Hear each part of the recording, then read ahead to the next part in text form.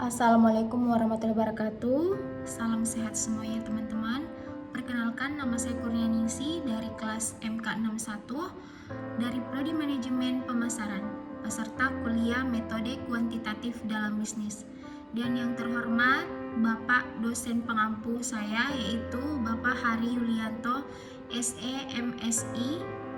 Di sini saya akan membawakan materi singkat yang berjudul model simulasi. Simulasi adalah imitasi atau tiruan dari aktivitas atau proses sebuah sistem dengan tujuan untuk mengamati karakteristik sistem nyatanya.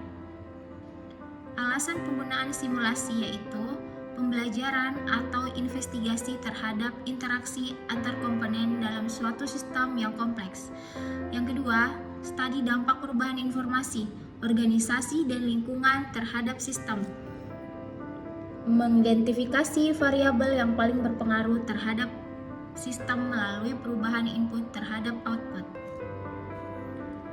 Media untuk memahami metodologi penyelesaian masalah yang dilakukan secara analitik, alat percobaan untuk desain sistem baru, analisis kemampuan mesin, dan lain sebagainya. Adapun unsur-unsur model simulasi yaitu 1.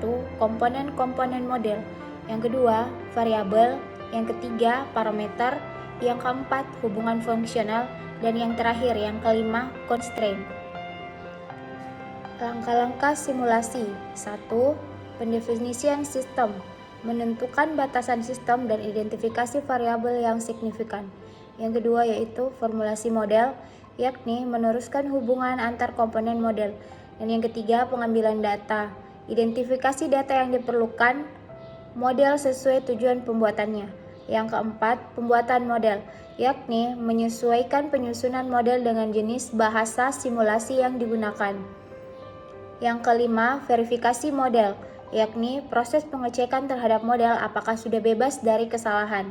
Dan yang keenam validasi model, yakni proses pengujian terhadap model apakah sudah sesuai dengan sistem nyatanya.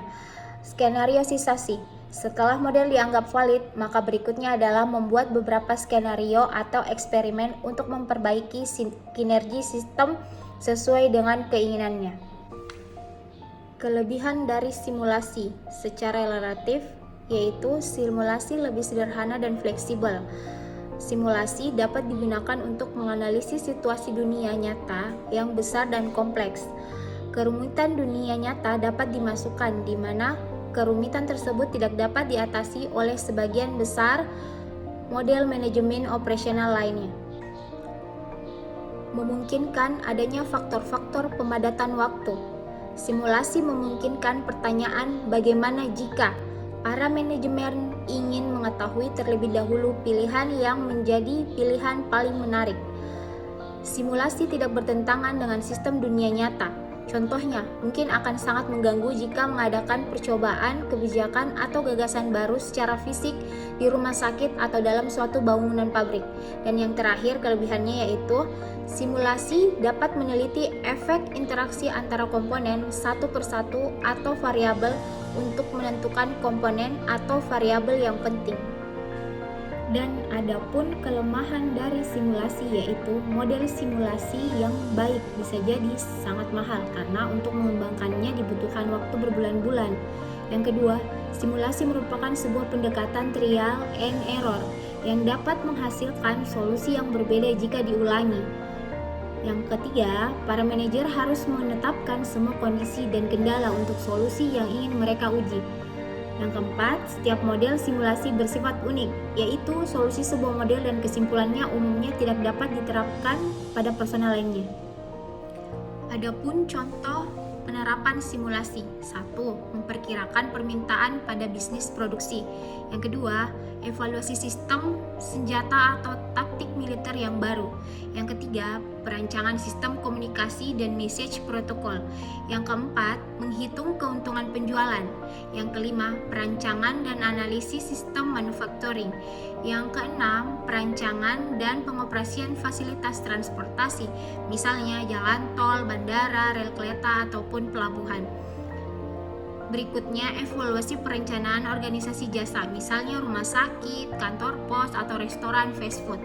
Dan yang terakhir yaitu evaluasi persyaratan hardware dan software untuk sistem komputer.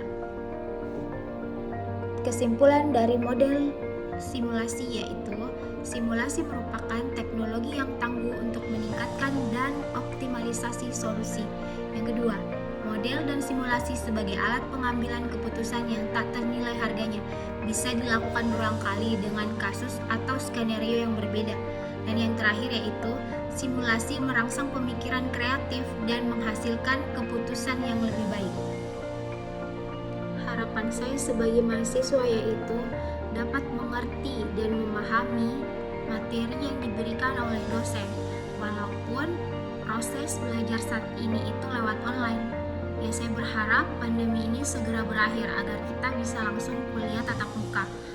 Karena menurut saya kuliah online itu tidak efektif, dan semoga mata kuliah metode kuantitatif dalam bisnis bisa diterapkan dalam kehidupan nyata kita. Lebih dan kurangnya mohon dimaafkan. Terima kasih. Wassalamualaikum warahmatullahi wabarakatuh.